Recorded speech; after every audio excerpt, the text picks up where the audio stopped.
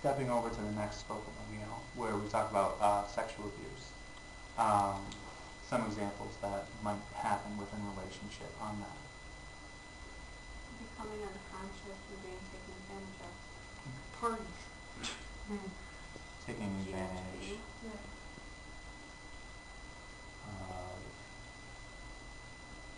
Unconsciousness.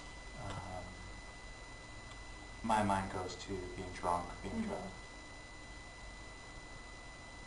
Some men will go to just giving you cough medicine. That was something I heard. Well, anybody who hasn't spoken, any idea who you guys might have? Sexual abuse?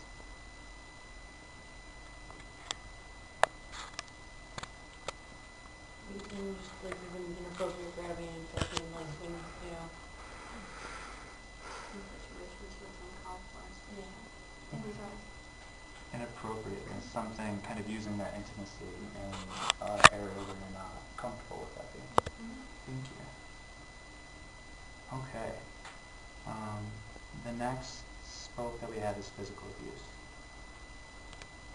That can be many things. Which also deal with mental, locking a person in a closet.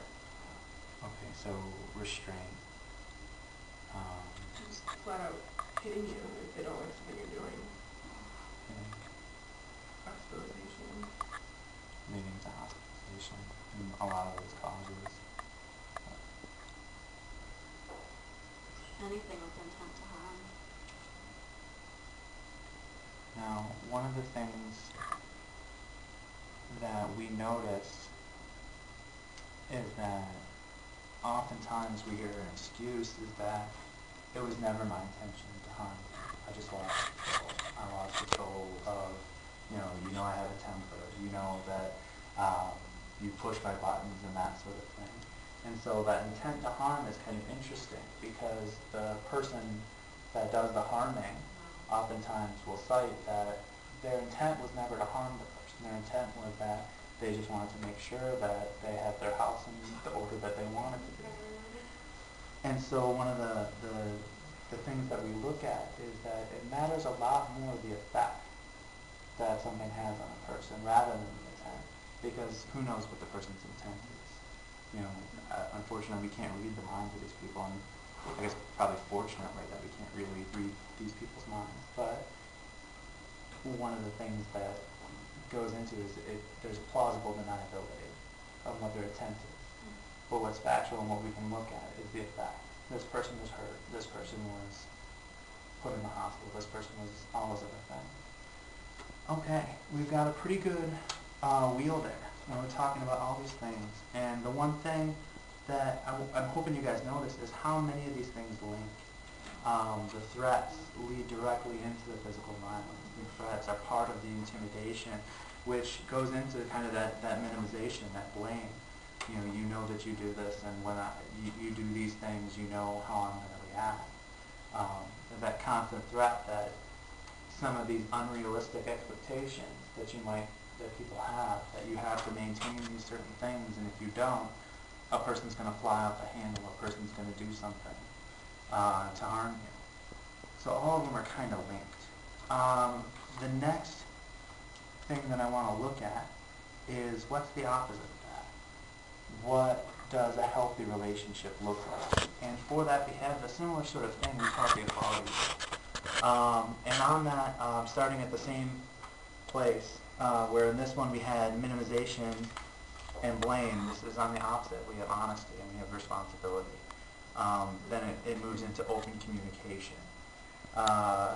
Then intimacy, and true intimacy, and appropriate intimacy, as we talked about before. Then physical affection is part of that equality wheel within relationships, especially romantic relationships. Then we have, trying to read it through the back, fairness and negotiation, as opposed to threats and intimidation.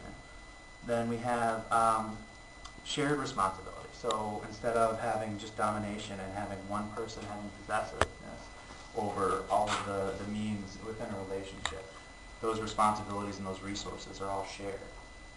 Then we have a big one, which is respect.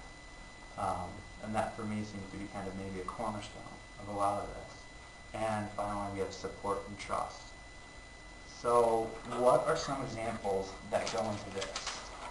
Again, things from your own life, things that you've seen other people, things that you imagine or that you want within these relationships. Which one are we starting now? Let's start with honesty and responsibility. Actually, scratch that. Let's start with respect, because I do think that that's a cornerstone of a lot of this.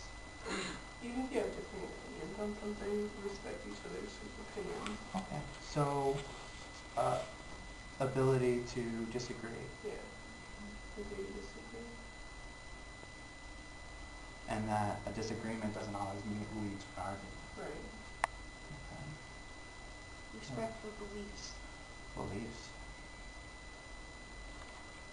And I'm going to add on to that values, too. Because I think those go hand in hand.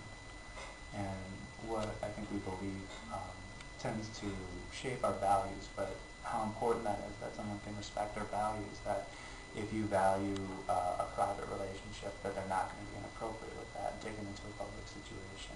And if you value public displays of affection, this person's going to be able to go along with that also. How about one more on respect? Respect for your relationships with your other friends and family. Okay. So, And respect for yourself. respect for self, person, and outside relationships. And, you know, I'm just looking at this one that's right above it, and it goes in with trust, too, which I think is the other thing that goes along with that. That if you respect a person, and you respect the fact that they can have relationships with their parents, with their family, with outside friends, even friends that are of the same gender that they might be attracted to, that you can have those relationships, and there's a trust that your bond's not going to be broken on that. So let's move to that. So let's trust. So again, let's go outside relationships. How else can a person demonstrate trust? Being there when they say they are going to be there. Okay.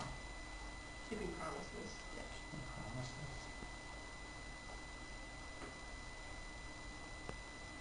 And once again, I'm just looking over here at the concept of honesty and responsibility, which is that same sort of thing, that you build trust by being honest, by being open, and making that a priority, that you're going to be responsible. I'm going to write that down for that one also. Okay. Any others for trust and support? Just being there for when times are hard. When you're needed, they know you're going to be there. Okay. Like when things are the So especially in the hard times, that someone could be there. I called one person and like 4 people showed up.